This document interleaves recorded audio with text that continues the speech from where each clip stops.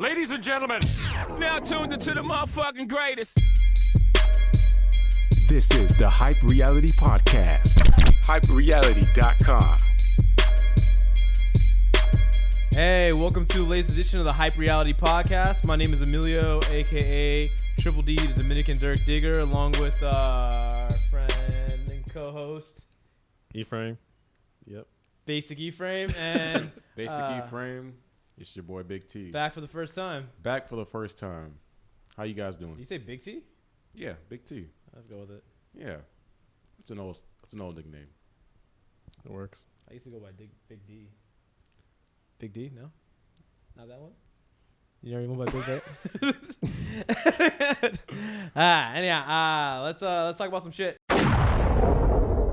Holy nakey. Okay, so Kim Kardashian's Paper Magazine pics are all anyone has been talking about over the past couple of days, and I thought the first batch were, a bit much, but now the second, she is full frontal. So you guys, is this okay or a desperate cry for attention? What do you guys think about that cover? Yeah, the cover itself is okay, but the pictures are fucking awesome. I'm okay with the pictures.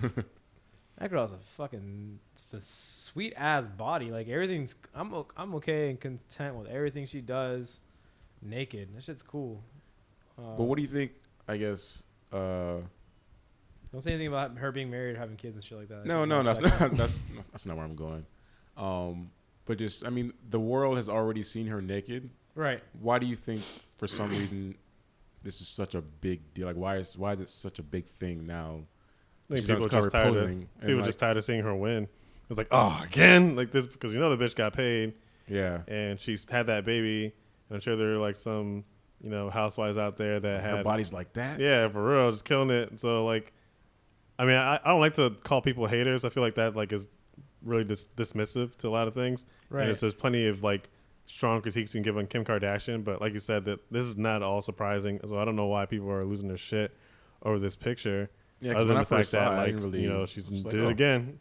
Yeah, that's kind of my reaction. I think her waist was photoshopped a little bit. It looked really, really skinny to me on that cover, the cover picture. I was thinking about that I too. wouldn't be amazed if a lot of that stuff was shopped. To be honest with you, sure. like she has a pretty sweet body, and she's good in where she's at.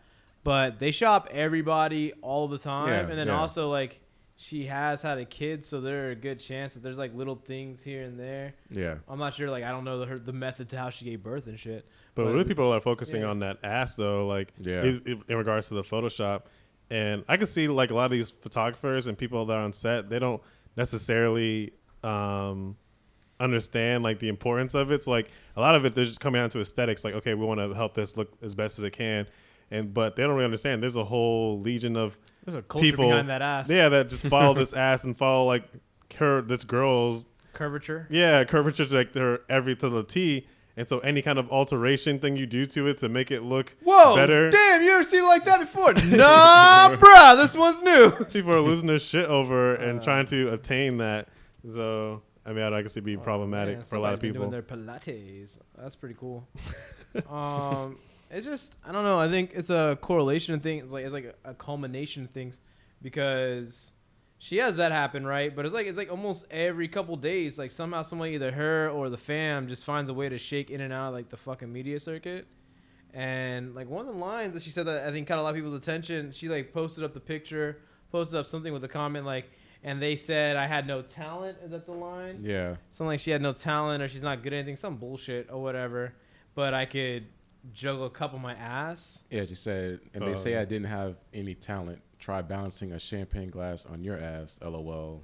Yeah, I'm pretty sure got a lot of people real tight. Like, yeah, of course it did. A lot of those people that are just like, I don't got an ass big enough to do that. Yeah, I don't want to use the word hater, but for lack for better words, a hater.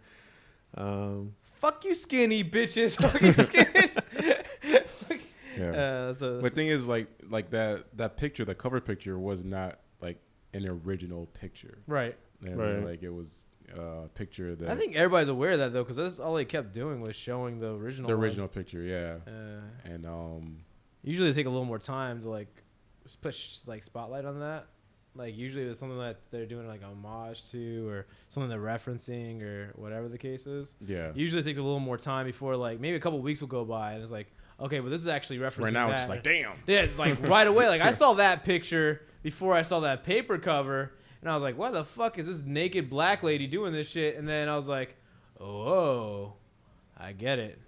Yeah. All right. I almost hate though, like how even us, like we're just kind of going for the okie doke. Like they obviously did these pictures to quote unquote break the internet, and everyone kind of followed suit. Like no one really questioned anything or thought twice about, okay, why would we care about seeing Kim Kardashian naked again?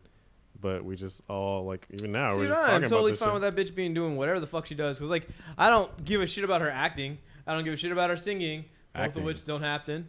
I don't Lack give a thereof, you mean? Yeah, I don't give a shit about anything else she does. Like, I don't watch her little fucking show. I don't, like, all she can do is just look sexy as fuck every once in a while when I click on the internet. Like, that's literally all she does for me. Like, and it seems like Kim Kardashian kind of does something for everybody. Like, somehow, some way, whether you love her, you hate her, you admire her, you wish she would drink bleach and die, whatever the case is, like, somehow, some way she has an effect on somebody. And, like, it's kind of like weird, like, her fame. Like, Yeah, she's becoming the epitome of the fame game in like in this era for people that are looking for the come up. And there are tons of them. You can scroll through your Instagram and just look at people that are just like on the Kim Kardashian business plan. Like, let me just be seen and take these sexy pictures all day and host these parties. Like or put out this sex tape. Like a lot of people are trying to get into that realm and to that level of status through those means.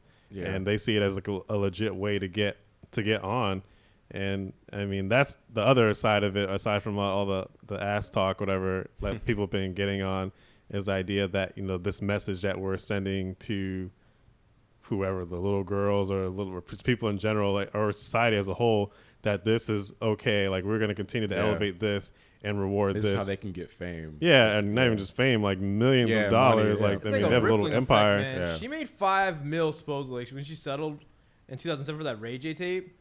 $5 million for a half-ass sex tape. Like, that's fucking awesome to get put on that way. That's a fucking hefty amount of money for just blowing a dude, like, and or taking it. She took it, right? You guys watch this thing? Yeah, that's right. Yeah. Oh, baby, look up on my face. Oh. I'm sure that alone has let people tight. There's a lot of people just blowing these dudes for free, like, and getting smutted out and not making a nickel off this shit, let alone $5 million. So, but like the idea of her fame and like the brand of her fame and like the effects of it kind of ripple on now. Like you look at it on Instagram, like there are girls that are famous on Instagram for just being posting hot. pictures. And, just being hot. Like that's all they do. Like it helps if they are fucking thick. Like I know a lot of these guys. A lot of my African American friends follow a lot of quote unquote thick females, and this shit Why is. you looking at me, man? You could look at that shit for years. Like every time I go on, every once in a while I get curious and I'll be like, let's see what other people liked. And I got like a good 4 or 5 friends that all like these random ass thick broads, and I was like, yep, that's pretty goddamn cool. I wouldn't follow them. I wouldn't even like them. I think that's kind of weird, but nonetheless, like it's made a cool lane. Not cool lane. I'll take that back. Not a cool lane. It's made a lane for people to try to chase a certain type of fame and get a certain type of exposure. And it's almost like she set like the blueprint or like a form of it to get to where she's at. Like the chick supposedly is like estimated like 45 mil now. Yeah. 45 mil. Not bad. And these are her accomplishments. She's had 3 different TV shows. She's fucked a couple sports players. She's posed for Playboy, had a fucking sex tape on Vivid, and married Kanye West? Married Kanye West, had a baby. She's living like the hood booker dream. Like every ratchet chick would love to be Kim. I think that's basically kind of puts her up on that pedestal. Yep. Like, that's basically the people that follow her. To go around fuck football players and basketball players and rappers and make millions of dollars, be in movies, not do shit, have any kind of skill, get like 7 perfume lines. Like this shit is for real. This is the dream. She's writing a playbook, man. You can't go to school for this shit. She's writing a book. Yeah. With nothing but selfies in it. Yeah. This is crazy. That is the dream. Like people would rip on her all she want, but like actions speak louder than words, man. These girls can talk all that shit about her or whatever because everybody knows in the black community or African American community. And she got that ass. Black girls do not like anybody taking their black men. Am I right? Am I right?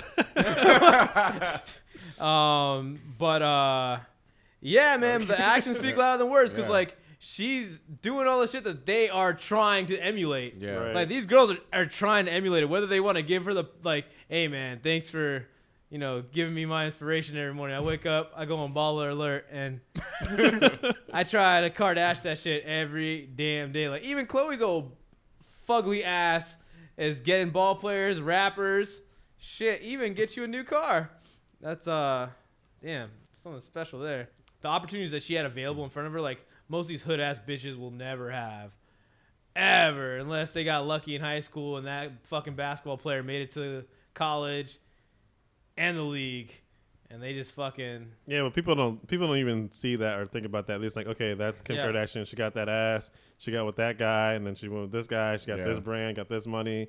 Like that's really what they're following. That's what I want to do. That's what I like, and that's what people are chasing when they post all these pictures like of them at the gym, or they're modeling pictures, but everything is better. The gym thing is so fucking stupid.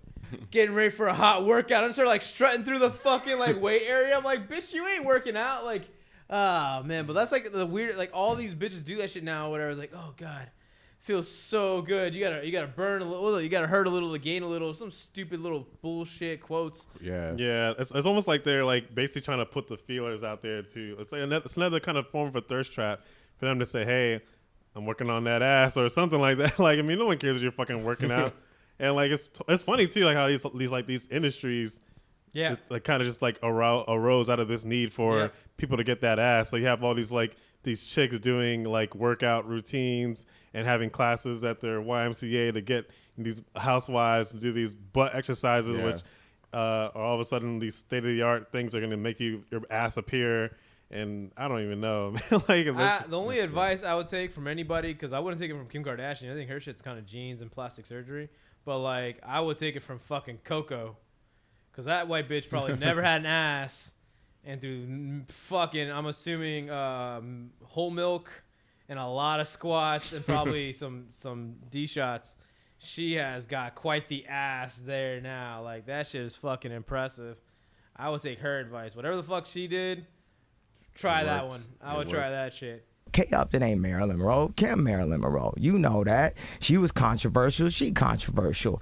Yeah. What do you think about Kim Kardashian's place, though, in society, like, as the quote-unquote new Marilyn Monroe or just her role as... People saying that shit? Well, Kanye says that shit. Oh, that's Kanye, though. That's his wife. So he's gonna say but that. what do you think of her placement in entertainment and her, what she means to society, or in her influence? Anything you say about that, you're just gonna sound really fucking ruthless. Like, I think anything you say responding to that, because like she epitomizes it to an extent, in my opinion, because like she didn't have to go to school for anything she's doing. She didn't really have to work hard, quote unquote, like unless maybe taking Ray J's D was that hard. I'm pretty sure she probably enjoyed it. She looked pretty happy in that video. A little uncomfortable. I'll go a little uncomfortable. She got $5 million for it, right? Yeah, $5 million for that. That's what $5 million is nowadays. She really hasn't had to do like all this groundwork, done all this shit to kind of get where she's at. She kind of was just like hot and like got that opportunity kind of shit. But nonetheless, like her kind of fame has also had a rippling effect on like what is news nowadays and shit like that. Like, look at you. You haven't been on fucking social media in like what, a month now? Yeah. On your I hear about all this little like stupid fast. And like all these things are like, it's still like you get a lot of your news. The news that they have on TV is from like social media and shit about these fucking celebrities that are not technically celebrities. Like, she hasn't had like any of these accolades that would make you a celebrity besides fucking and sucking ball players and rappers and a fucking ridiculous bank account. Like, her type of fame is just, more power to her, man. That's fucking dope. That's what I was gonna say. Like, more power. She worked the system to her advantage, and we're up here talking about her. I think and people just don't like it, because like she just reminds everybody that life isn't fair. Like we we go again, like the whole American dream. If you work hard and you do this, then you can get your business started and get this going, blah blah blah. And if you work this hard, And like then you have someone like her who just like shits on that, like, yeah, this just kind of happened. Yeah. And, man, shit is Kind of great. fell into it. And This is just what I woke up like this. It's just what I do. yeah. And it kind of just happens. Like, I just step out. And someone's like, hey, you want $3 million for this? I was like, fuck, yeah. And then that's pretty much what I do. Yeah. Going back to, I guess, the picture on paper, I was reading this article on the Griot. But the writer of this article just talked about that picture and the spread just kind of reminded her of a reincarnation of, hopefully saying this right, Sarji Bartman, an imagery that's dipped into like centuries of racism. She was famous for being exhibited as a freak show attraction. Yeah, they used to like tour around the world, yeah, because she had this like humongous ass, and they always white people come and point like, oh my god, like almost like a circus act. She'd be like poked at and prodded at as a sexual object in a freak show, and she saw the similarities of basically what that cover and what Kim is to, like, basically that's kind of what's happening with her, and just like the correlation between that historic reference and basically how Kim is just like, basically we're all doing that through social media, I guess, picking and poking at her ass, I guess, through social media, but she doesn't really see it that way, and it goes on to say that she didn't really necessarily know what it meant. She didn't know what race meant to her until she basically had a black baby with Kanye. Yeah, I've heard her say similar things like that. Like, and I know about racism existing, because all of a sudden I'm sure there are probably plenty of people on her Twitter getting at like, oh, fuck you and your nigger baby, like all kind of stupid shit. Shouts out to the Griot. I mean, that's cool, but that to me that's another example of like smart people acting really stupid. Like them reading into something that's so small and exasperating to this big idea, like trying to flex their African American studies. Yeah, like degree, use that to good use. Like, I think that's fucking bullshit, man. Like, first of all, this barman, I know about her getting like, you know, shown around, and you know, like, it was like basically like a circus act. Like, oh, look at this fucking black lady, this huge ass, and exotic Africa, blah blah blah. She wasn't a fucking millionaire, I'll tell you that much. Like, you can't fucking compare the two. I think that's whack, and I think that's like, I think they're reaching, and this is another like form of like clickbait for me. Like, you go on a website, got to have some kind of headline to like get people to click on your story and find some kind of angle to wrap it all in with the, you know, something that's going on that's relevant. Like, give me the fucking break, man. Just let this girl make her money. What you don't know is that we're actually making fun of your fat ass. We're not liking that shit at all. Shit, I like it a lot. Yeah. Everybody's beating off to that fucking photo. I have that shit on my fucking wallpaper on my computer right now. That shit is awesome. I mean, it's interesting to think about. Like, it's kind of like what it was a great term read. we use in philosophy, not the actual term, but what my teacher used to call it was mental masturbation. It's like basically like it feels really good in the moment to think about this kind of thing, but when it's all said and done, you're just nothing. Just there, like you're basically back at square one. Like, you didn't accomplish anything by doing all this, you know, roundabout thinking. And all these stupid ideas, they don't mean shit. And even if it was true, what does it mean? I don't give a fuck. Like, I hope she continues to put out more naked pictures. Like, yeah. Let's talk about other people that are not black doing black shit. So what in the fuck is a list to me? I'm used to not being on it. I expect it out of him. Heck with him, I'll get my respect without him. Ain't really been into diamonds since I put my first record out, but I could put a chain around my second album and wear it as a neck medallion. Eminem. Ephraim's favorite rapper. Slim Shady. Ephraim refers to him as TBE. Another acronym, maybe GOAT. Yeah, man, that guy. None of these things are true, but okay. This guy just keeps on 42 years old, man. doing it on these black folks, bro. That boy can rap. Woo! Damn. Well, that basically encompasses like the whole problem with Eminem that people have. The fact that you keep mentioning that he is white is what people feel kind of drives his success. Like, yes, he's rapping really well. It's like the whole fucking, what's the guy's name? The Jeremy Lin shit. Because he's other, he gets a lot more light on him. It's like seems so much more great. Like, oh my God, he's so amazing. Like, but I would think Eminem is way past that point. Like, that maybe when he was first coming out, but like, I don't think maybe some people do, but I don't see him. Like some people that refuse to give him that GOAT status, like that's something they still kind of hold on to. Like they still, and GOAT is greatest for all time for the layman. Like the that people still hold on to that, whatever. Like his main criticisms are like, But why do he you fucking think, raps though? about Just weird because of shit, that? Just and 'cause he's he's white? fucking white, and you only saying that because he's white, because blah blah blah, because this guy does the same thing. And How many people have eaten Jay-Z on a song? I know one other person, maybe two. Nas, Biggie. Those are the only two other people that I've when ever. did Nas eat Jay-Z on the song? Like eat Jay-Z, like that. He that can be bettered your- him in Black Republican. You can say that's your opinion, but you never got bodied like that. He bettered him. He bettered. You have I a would say he better bettered case. him. You have a better case with Biggie and Eminem, but okay. Okay, well Which then track the you other talking guy, about? You talking about Biggie. Renegade or? Yeah, no shit. The only song he's been on him with. But like, nonetheless, like that's not no simple feat. Like and I'm not gonna argue. This guy is the best rapper ever. Eminem has been 15 years of Shady Records. They have a album coming out as like a collaborative, like as like a dual disc, one disc that has new music from him and other shady recording artists like Slaughterhouse Team, him with Royce the 5'9" as Bad Meets Evil, even a D12 track in there, and then there's another album of greatest hits and shit. So to go along with it, he released a cipher from his shady, quote unquote, shady 2.0 team, and it was him, Yellow Wolf, and the Slaughterhouse Crew. They all had a cipher over no beat and just went in. And a lot of people, I would go with, are not giving this guy the fucking credit he deserves for how fucking amazing his bars were in comparison to all those guys on that rap. But better yet, they're focusing on like stupid lines that they're picking out of it, like him punching Lana Del Rey in the face twice, like Ray Rice.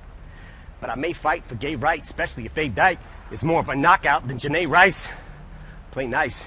Bitch, I punched Lana Del Rey right in the face twice like Ray Rice in broad daylight in plain sight of the elevator surveillance till the head is banged on the railing. Then celebrate with the Ravens.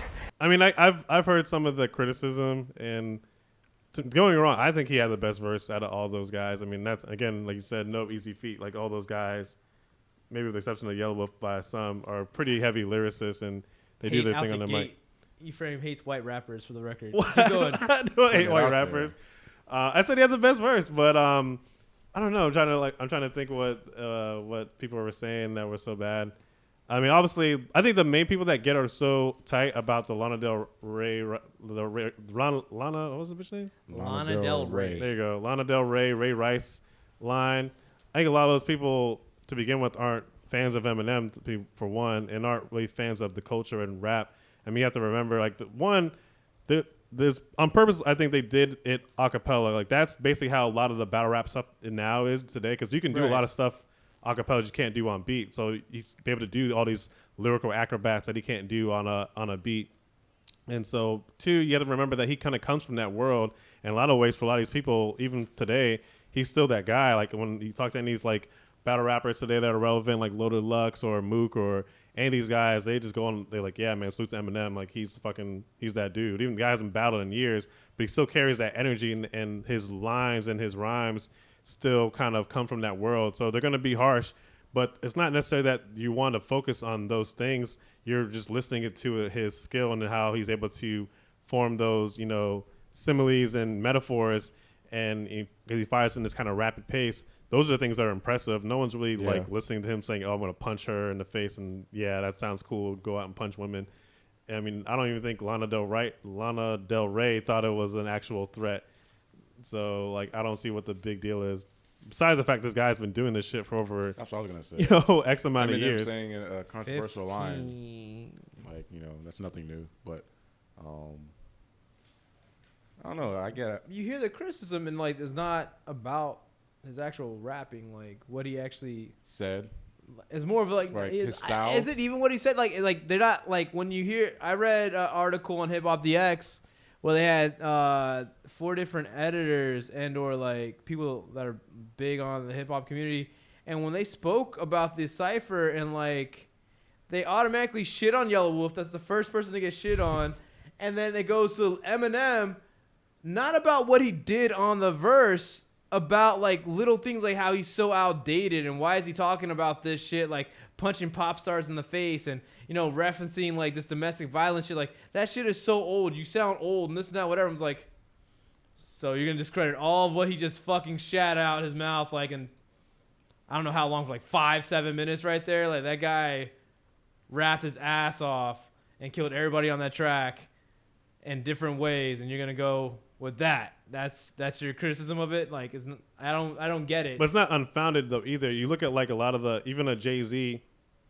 how he raps today. Right. It was obviously not how he raps when he was on Reasonable Doubt. Like Right. he's kind of adopted a little bit. You hear it on like songs like Tom Ford, that kind of, I forget what the people called it, like the karate chop flow, like kind of with the Migos shit. Like the way he flows on the track is not the same. Like he's not spitting like rapid fire or whatever lyrical, but he's like more kind of flowing with the beat and adjusting to the times. Eminem has not done that. Like anytime he's like when he did kind of experiment a little more, when he was still on drugs, when he was farting on tracks and like making all these weird accents and shit. Like that's probably the closest he ever did to like venturing out a little bit, but when he's on his strictly rap shit, he's just spitting bar for bar for bar for bar. And like, yeah, a lot of people today, they're not fucking feeling that shit. Like they don't want to listen to bars like that. Unless you go to specifically to like the battle rap world where they're just spitting bars like that. Like people don't have the appetite for it. Like the stuff they hear on the radio, it's more about like the beat and the flow and hook. like the hook, whatever. Like that's all it is. Yeah. And he can do all those things. He's still a great songwriter. He still puts together great songs, a lot of which have nothing to do with beating women. And he's able to do those things and be successful. But as far as like spitting bars, like that is something I think that's a legit criticism to make. I don't necessarily it takes away from his actual verse, but I mean it's a true statement. I mean they didn't make that shit up. I don't know, man. I don't think that guy will ever get like I think no one can just give him that just like. But that's with everybody. Everybody has that like that. Why do you think that is? I just go. You know how you think. It's very goddamn obvious, but whatever. You two black guys arguing. Well, I just want to hear you say it. I don't even I want wanna to say it see what anymore. you It's like it's so obvious. He's kind of put himself in that box as well. I mean, not necessarily you got to compare Jay-Z and Eminem all the time, but like Jay-Z is supposed to embody the hustler and cool. And you never see Jay-Z in a compromising position. You know, he's fucking always like in a seat of power, that type of shit. That's like his MO. And then you have Eminem, who's like gone out of his way to make himself look like a clown. He's fucking like had, you know, goofy ass raps. Like I said, he's fucking had these tracks where he's fucking farting and shit. He's had fucking Sacha Baron Conan's ass in his face. Like, it's kind of hard to give you that GOAT status, dog. Like I'm saying, like Jay-Z would never be in that position, like ever. He would never agree to no bullshit like that. And like, and just the way he comes, just the type of raps he comes out with, like people don't want to give it that respect. I would say the older heads, whatever. Maybe some of these younger kids, whatever, they may not care as much. But some of these people that kind of have these websites like Hip Hop DX and you know come from these institutions, they don't always see that because they still want to preserve the culture as this certain type of way, and all those things don't necessarily have to do with him being white. So I wouldn't go fully like on board and say, oh, we can't give him this crown because he's white.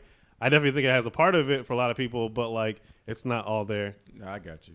The funny thing I found about like I thought about the whole outrage of like that one line. It basically came down to that one line because no one else could really find anything to bitch about him punching Lana Del Rey in the face. Because that was just a huge story. Yeah, I mean it's part of that too. Yeah. But what makes it hypocritical, in my opinion, is because people are like so selective with their outrage. Like it's art. Like he's expressing himself through his his art, and you guys might get so tight about this line, and literally like a minute or two later, he starts saying that his dick is 7 inches from the ground when he's 4 stories in the Sheraton. Oh, bitch thinks she's heaven sent. It's evident that she ain't never been with 7 inches. Yes, I said 7. I measured it. 7 inches from the floor while I'm standing on the 4th floor balcony at the Sheraton while I'm stretching it. So you don't believe that part, like that his dick is 7 inches from the ground while he's stretching it from the 4th floor of the Sheraton Hotel. But yeah, him punching Lana Del Rey Rice, yeah, he'll definitely do that shit. Like, come on, man. Like that to me is bullshit. And that's why people can't get tight about these kind of things. Like because at the end of the day, it's one it's Eminem. That's his thing. That's his MO. And 2, you know, it's an art form. People are allowed to express themselves the way they want, and people aren't. That's the thing with hip hop or rap in general is that like people don't necessarily look at it as an art form. When people are rapping, they look at it, they take it more of like in a literal sense, right? And like people just, I guess they blur the line. You know what I mean? Like they don't look at it as, you know, Eminem rapping saying some bars. They look at it as like Marshall Mathers talking, like as himself, and like. I know 50 Cent always talked about that and said that. I think he had an interview with Oprah where he said that, is that like he doesn't like how rappers, when he says stuff as an art form. I'm 50 Cent the rapper, but when Al Pacino plays a bad guy, y'all look at it as him as that bad guy, as Al Pacino, not as as Scarface or whatever, but not like as Al Pacino saying I'm gonna fucking kill you cockroaches, whatever. Like they don't hold it against exactly. Al Pacino, you know what I'm saying? But so at the same time, I think like rappers purposely blur that line. They want you to kind of not really know what's true and what's not. Like if they get on a track talking tough and saying all this stupid shit, they want you to feel that way, but not necessarily feel that way. They want all the positives from it, but not the negatives. It's kind of like when like Jay-Z had that song, the open letter shit, and he said, "Oh, I just text Obama, come meet me at the beach" or whatever bullshit. Yeah. And he actually fucking asked the fucking press secretary. Yeah. Jay-Z released a rap today. I know the other day you said that Treasury was the one that cleared their trip. He suggested that he got White House clearance and that he personally spoke with the president. I'll just quote, I turned Havana into Atlanta, boy from the hood, I got White House clearance. Obama said, quote, chill, you gonna get me impeached. So are you saying that the president did not have a conversation with Jay-Z? I am absolutely saying that the White House, from the president on down, had nothing to do with anybody's travel to Cuba. That is something that Treasury handles. Oh, has he been in contact with Jay-Z? Like, are you fucking retarded? Like, that's how, like, but that's how people kind of take it, especially now that rap is kind of elevated to this pop lane, and you have a whole, like, audience who's not really from the culture like that and grew up listening to rap music, but kind of taking it from what it is, like you said, kind of in a literal sense, and don't necessarily see it as an art form. They just see it as a bunch of these rich black and brown guys talking shit on beats. I look at it very similar to all them Southern folk that are so strongly believing that wrestling is real. They put on a show. They make you really believe that they're out there getting hurt. They're whooping this guy's ass. They're going to do this, and that, whatever. They get on that mic. They do their little dialogue and shit. Like, but this shit is fake as fuck. Do you remember when fucking Bernard Hopkins fought Joe Calzaghe in the lead up to that shit? Yeah, it's pretty cool. Do you remember a particular press conference a little before the Mayweather Hatton fight where he said that you ain't in my league, that I ain't going to lose to no white boy? Yeah. I can't go back to the projects if I lost some white boy. Yeah, I remember that being a big thing. Remember that? Yeah. And sure enough, he won, in my opinion. Does that mean you're done with your career? No, that means that they will have a lot of time to talk about it. I would not disclose anything now. It's 50-50 what I'm going to do, but I've done more than anybody expected me to do in my whole career. All three judges gave Kovalov all 12 rounds, and one of the judges gave him even to add insult to injury, even gave him the extra point because he did knock him down in that first round. So it wasn't the worst way to go out because Bernard Hopkins did rally through the fight. He didn't get knocked out. Kovalov has never gone more than 8 rounds. I'm not sure if you guys know who Sergey Kovalov is, but you should Google that motherfucker. That's one bad motherfucker.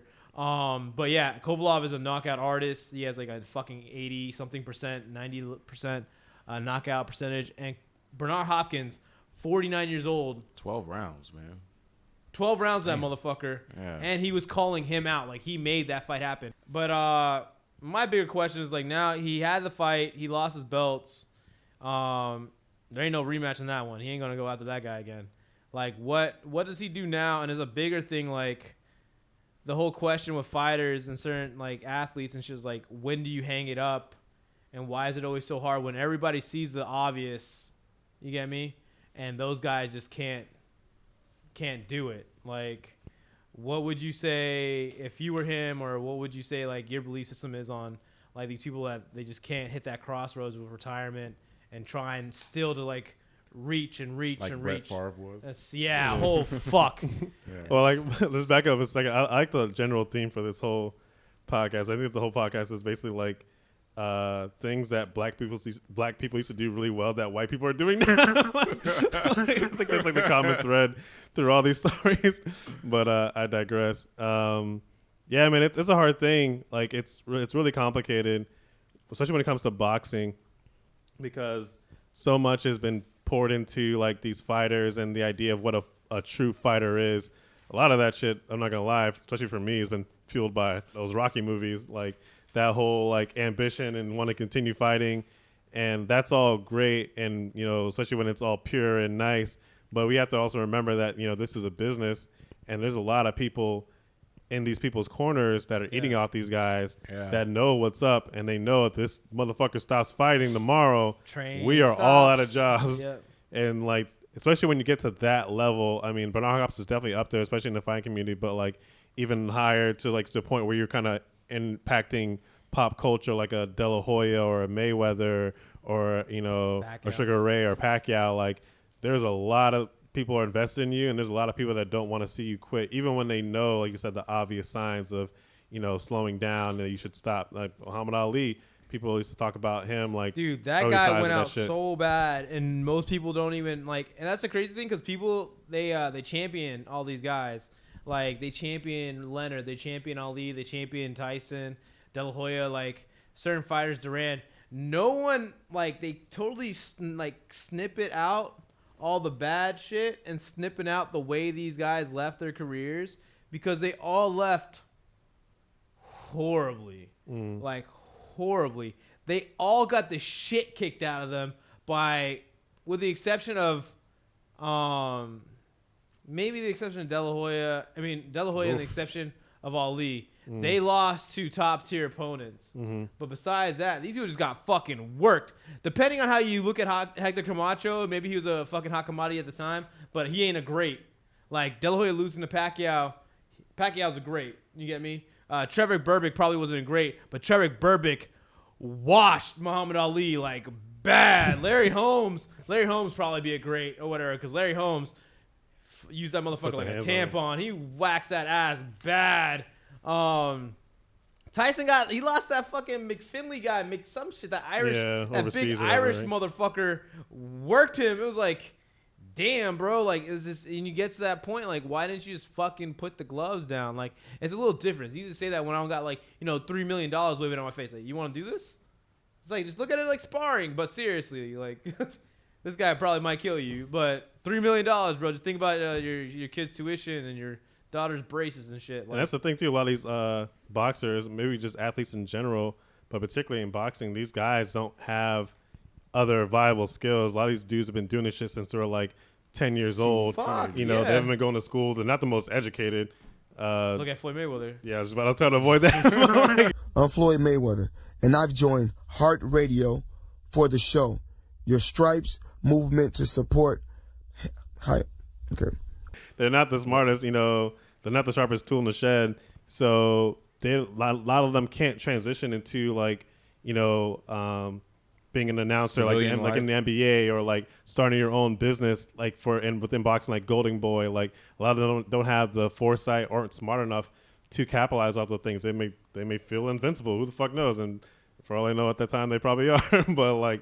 but that's a huge problem just in sports in general. But a lot of players invest their money well. But it's just, I think it's a weird thing in the culture too. Like, you said this guy, most of these guys have been doing this since like fucking 10 years old. Right. You get me? And I think a lot of these athletes, period, I'm not sure if it's maybe like a minority thing or whatever, inner city thing. I don't know what it is, but like, it's almost like the brainwash. Like, if you get good at this, you don't have to worry about anything else. Like, you don't got to do anything else. You got to just be good at this. Just do this. You do this right, and you're set for life. It's your ticket, man. They always like. I remember like my mom used to say that shit all the time. Like, because she swore up and down that my older brother, my little brother were pretty good at basketball. Get good at this. Go to school. They'll pay for your school, and then who knows if you get into fucking whatever, like, you'll be set for life. She used to say that shit all the time, and I hear that from a lot of parents when their kids are really good at something or whatever. You'll be set for life. And like with the fight game, it's not really like that. Most sports is not like that, but in other sports, it's more like they appreciate your experience afterwards. Like, after you've set in, you put in your time. It's like, all right, cool. Come sit back. You can be an analyst, or you can be assistant coach, or you can be this or that, trainer. You find a place somewhere, and they kind of integrate you back in. Like, there's only a handful of fighters that are actually good trainers. There's only a handful of fighters that are actually commentating. See, we're born with a killer instinct that you can't just turn off and on like some radio. We have to be right in the middle of the action because we're the warriors. And without some challenge, without some damn war to fight, then the warrior may as well be dead, Stallion. Well, that's it for the Hype Reality Podcast. We'll be back next Monday. Check us out on our SoundCloud. We'll be on iTunes very shortly. You guys need to fucking help us the fuck out, man. We want to start getting paid for this shit. My name is Emilio, a.k.a.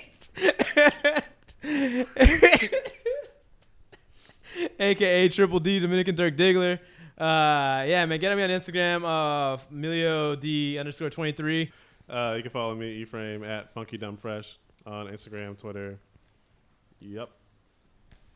And I'm Big T. You can catch me on Instagram at IBTRock, and that's all I got. Dope. All right. Zip it up. And zip it out. All right. Peace. Till next week.